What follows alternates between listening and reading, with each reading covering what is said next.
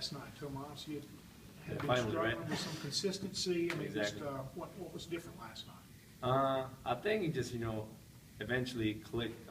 I went through a stretch where I just couldn't make a shot, and when I did, it was after I missed 4 or 5. So, when you go through a stretch, when you know you're not making shots you usually make, then first thing you should do is go put extra work in the gym, and that's what I did. But even though I put that extra work in, the results were not there still. So you get to a point when you start questioning yourself, you start thinking about every single detail. What am I doing wrong? Even got to a point one day after a game when I was watching film with one of the assistant coaches, and we were looking at my wrist is going maybe some other direction than it usually should. Are my feet set? Like every single detail starts beginning to matter. And I think at that point, all you have to do is just clear your head, go out there, and just try to enjoy the game as much as you can. And after I showed that second three, yes, they go through, then I knew I'm going to have a good game. And I'm glad we got to pull up that win because what's the point of having a good game if at the end you lose? So. Have you ever been through a stretch like this where you just struggled so much to kind of find your stroke, find your shot? I did.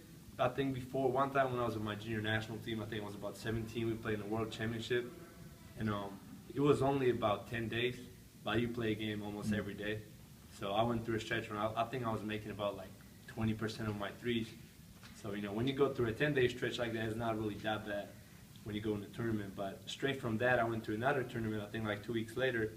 And I was shooting about like 49% from three. So, when you go through a stretch where you can't make a shot and then you go into another tournament and you start making almost every single three you take, then, it gives your confidence back. And, my whole life, everybody kept telling me, hey, you're a great three-point shooter. You got to work on that. So all I can do is put the extra work in, and when it's game time, just try to take those shots. And one of the key things about Coach Kennedy is he kept telling me, even though I missed those shots, he said, hey, for the rest of the season, those shots are always going to be there. So now it's up to you. Are you willing to step up and take advantage of it? Or should I look for somebody else on the bench to take those shots? So, he really tried to motivate me and push me to, understand that in the position that I'm in, having 1 year left, having basically 10 games left, just to get the most out of the opportunity that I have, and that's what I'm trying to do. That last three was obviously a big one, under a minute to go, cutting the lead down. Was that designed, or was that just sort of an open opportunity? Yeah, the last three was designed. It was a design play. We saw that if I set a flat screen with Moody, if Moody has the ball and I set a flat screen, my guy has to help because it's Stephon Moody. You won't let him get a shot off. And after that, he just threw the ball back to me. I felt like I was open, took this shot and made it. So it was a design play. What about defensively against the three? What have you seen from this team? Do you feel like you guys are where you want to be defending the three? Because Vanderbilt will shoot a lot.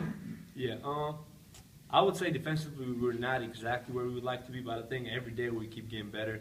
When you start losing players at that point of the season, when we had Moody out for one game, Sebastian's been out, and Nubi has been out for a few games, and he's been a key part of our defense.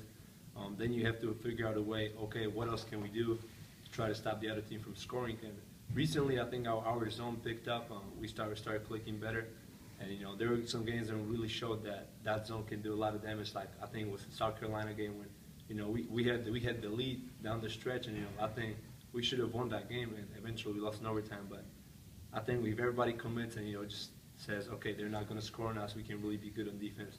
But it's something. It should be a pride thing for us because we're not the biggest team in the SEC. We're not the most aggressive, most skilled team in the SEC, but if everybody commits to just saying, "Hey, let's make it a pride thing," then I think we can be good on defense. What have you seen about Vandy on tape so far? They're a good shooting team. They have their post players are two basically NBA prospects. Damon Jones and Luke Cornett. They can shoot threes. They share the ball really well, but at the same time, they're not a. Before the season, there was so much expectation of that team, and now they're at a point when people are starting to question, are they really that good, or are they just overhyped before the season? So I think once they come and play us, after today they play Texas A&M, the best team in our league. So they're going to be tired. They're going to they probably won't have much time to scout us, and I think having that extra day for us to prepare, get better, just watch that film, get to know their plays. Their tendencies, it will help us, and I think we can really surprise them when it's game time.